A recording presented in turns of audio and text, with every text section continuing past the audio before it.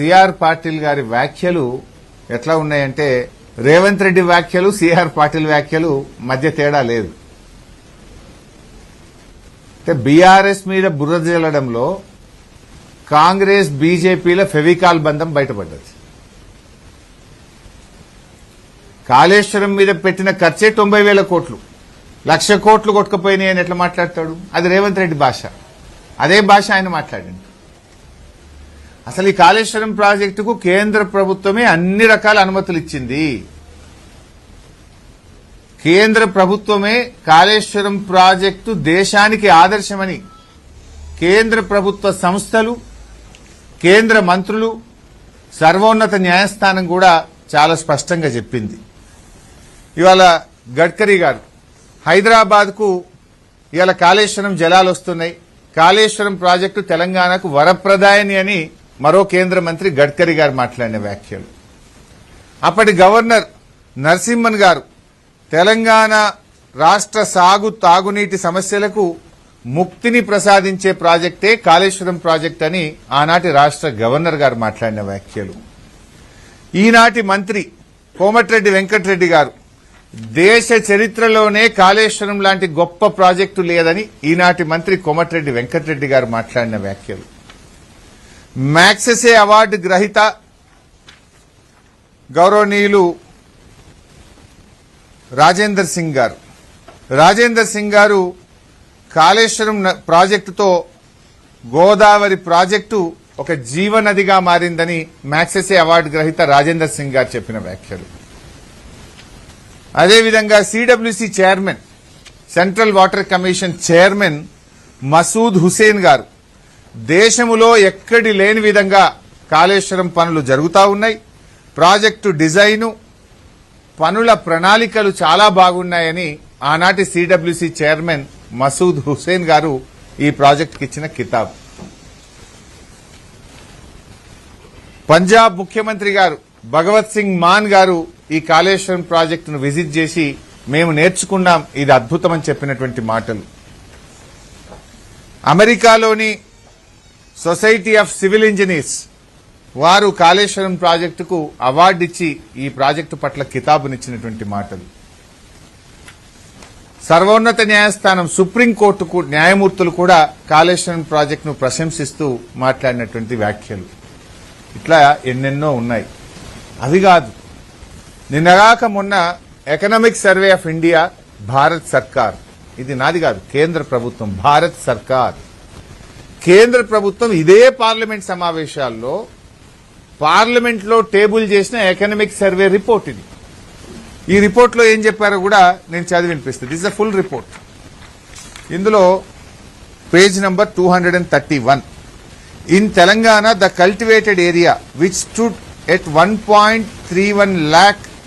1.31 crore acres in the year 2014, it increased to 2.20 crore acres by the year 2023 due to major flagship programs such as Kaleshwaram lift irrigation project.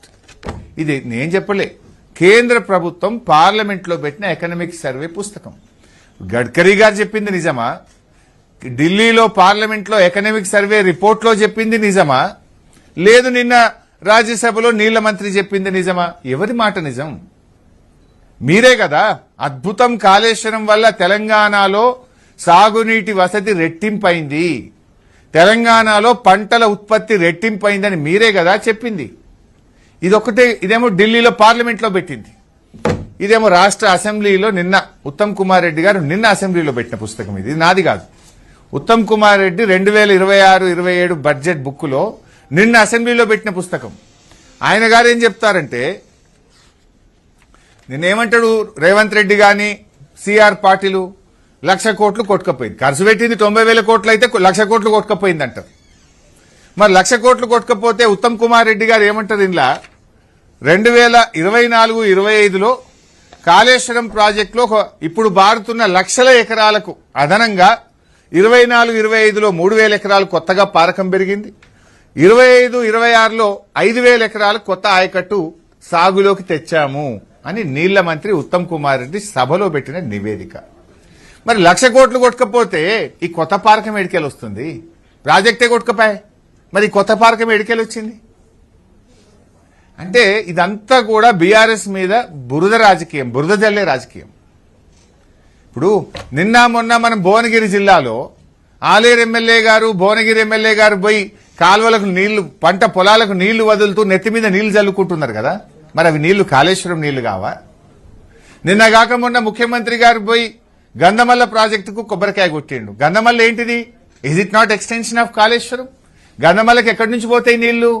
Mid Manair నుంచి అనంతగిరి, అనంతగిరి నుంచి రంగనాయక సాగర్, రంగనాయక సాగర్ నుంచి మల్లన్న సాగర్, మల్లన్న సాగర్ నుంచి కొండపోచమ్మ సాగర్, కొండపోచమ్మ సాగర్ నుంచి గంధమల్ల బోలు. ఇవన్నీ కాళేశ్వరం కాకపోతే ఏంది? Is it not Kaleshwaram? ఇవన్నీ లేకపోతే గంధమల్లకు నీళ్లు వస్తాయా? ఇవన్నీ కాళేశ్వరంలో నిర్మించినాయే కదా. అంటే కాళేశ్వరం ఇంటాక్ట్ ఉంది కనుక, నీళ్లు పారుతున్నాయి కనుక నువ్వు గంధమల్లకు పోయి కొబ్బరికాయ కొట్టినావు నల్లగొండల. నిన్నగాక మొన్న ముఖ్యమంత్రి గారు హైదరాబాద్కు 20 టీఎంసీల నీళ్లు తెస్తున్నా, మూసీలో గోదావరి నీళ్లు పోస్తున్నాను, అవి కాళేశ్వరం నీళ్లు కావా? 8,000 కోట్ల రూపాయలతో ఇప్పుడు పనులు జరుగుతున్నాయి కదా.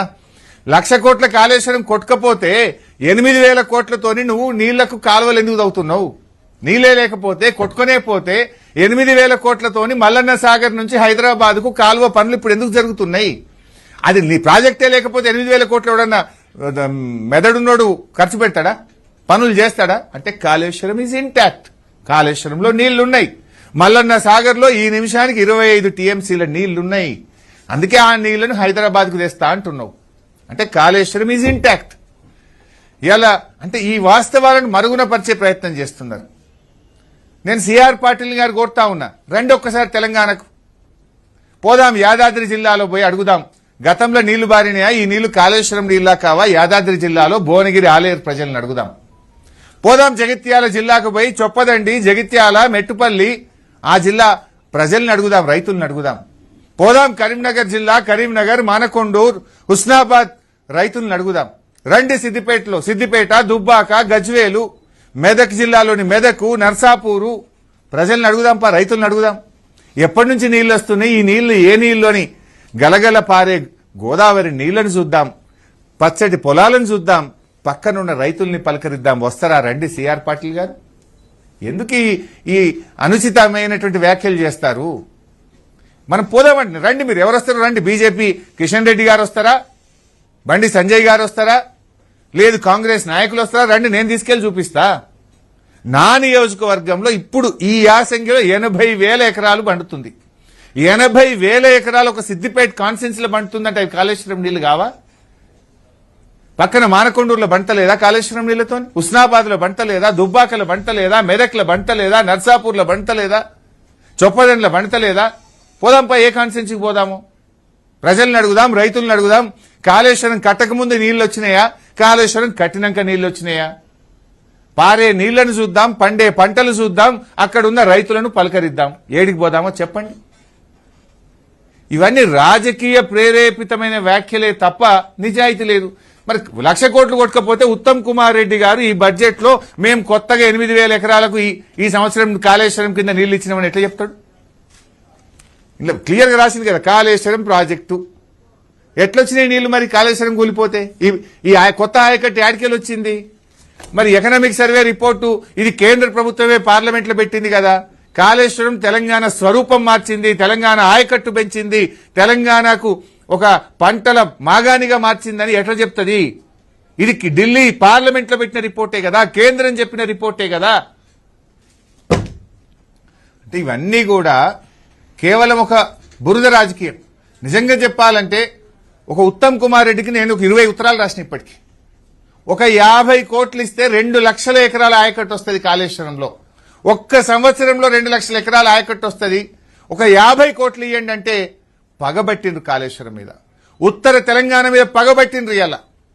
ఇలా కరీంనగర్కో, నల్లగొండకో, యాదాద్రికో, సిద్దిపేటకో, మెదక్కో ఒక్క 50 కోట్లు ఇస్తే పిల్ల కాలువలు, పంట కాలువలు దవ్వుతే 2 లక్షల ఎకరాలకు నీళ్లు ఇచ్చే అవకాశం ఉంది. కానీ ఇంతకాలం మేము బురద జల్లినాం, ఇంతకాలం కాళేశ్వరం కూలిపోయిందన్నాం. ఈ 50 కోట్లు ఇస్తే 2 లక్షల ఎకరాల ఆయకట్టు వచ్చిందనుకో, మేం చెప్పింది తప్పైతుందని, తప్పుల పడతామని పగబట్టినట్టు చేసి రైతులకు శిక్ష వేస్తున్నారు. నేను ఒకటే అంటున్నా, మీకు మా మీద పగ ఉంటేనో, కోపం ఉంటేనో, ద్వేషం ఉంటేనో మాకు శిక్ష వేయండి, రైతులకు శిక్ష వేయకండి. ఆ కాలువలకు నీళ్లు విడుదల చేయండి, నిధులు విడుదల చేయండి, కాలువలు దవ్వండి, కొత్త ఆయకట్టుకు నీరు ఇవ్వండి. Thank you.